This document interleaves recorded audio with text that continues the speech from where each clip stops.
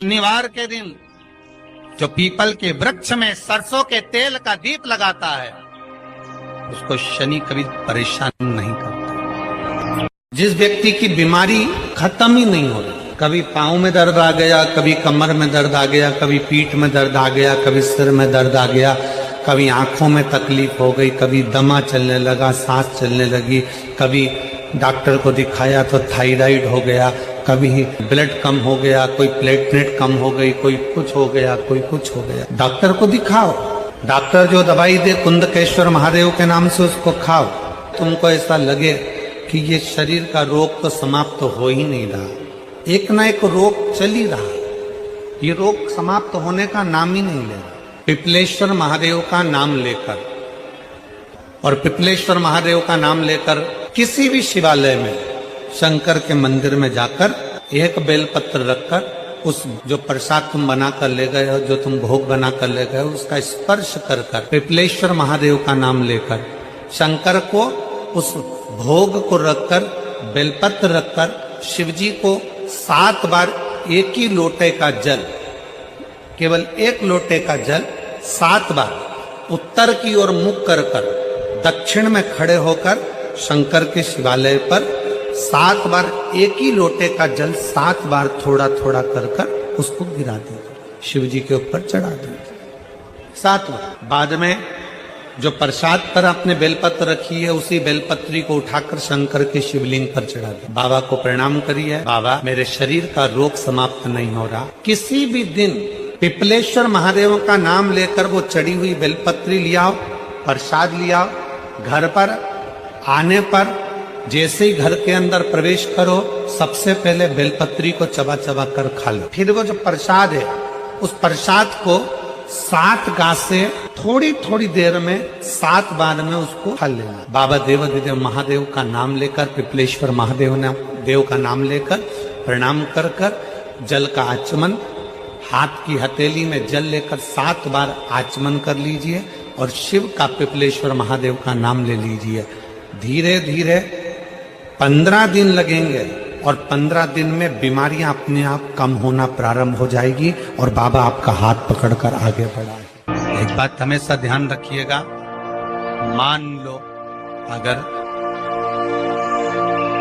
कोई भारी रोग ऐसा शनि महाराज के कारण हो गया हो, अच्छे काम करते करते उल्टे हो रहे हैं, होते हैं किसी किसी के साथ में, विपरीत परिस्थितियां आ जाती है, अच्छा करने जाओ बुरा हो जाता है,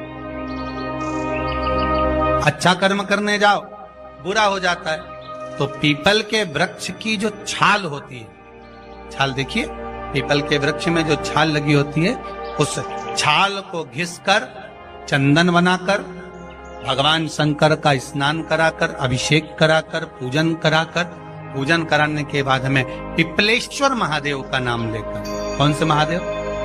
पिपलेश्वर महादेव का नाम लेकर वो जो घिसी हुई छाल होती है उस छाल का तिलक भगवान शंकर को लगा लो और उसी का थोड़ा सा भाग अपने कंठ पर, मस्तक पर लगाना प्रारंभ कर दो। धीरे धीरे जो विपरीत दशा है वो सुधरना प्रारंभ हो जाती है। पर नाम याद रखना, पिपलेश्वर, जम के बोलिए पिपलेश्वर महादेव। एक देवता ऐसे हैं जिन्होंने दूसरे का हिस्सा खाने का प्रयास करा था और आज भी उस देवता से दुनिया डरती है। और उन्होंने दूसरे का हिस्सा खाने का प्रयास करा था तो शंकर भगवान ने उसको भी नहीं छोड़ा। कौन से देवता? वो बाल्टी में हर शनिवार को आते हैं आपके यहाँ। कौन से? शनिदेव। उन्होंने क्या करा था? भगवान सूर्य नारायण ने अपने सारे पुत्रों को देखा, सारे पुत्रों,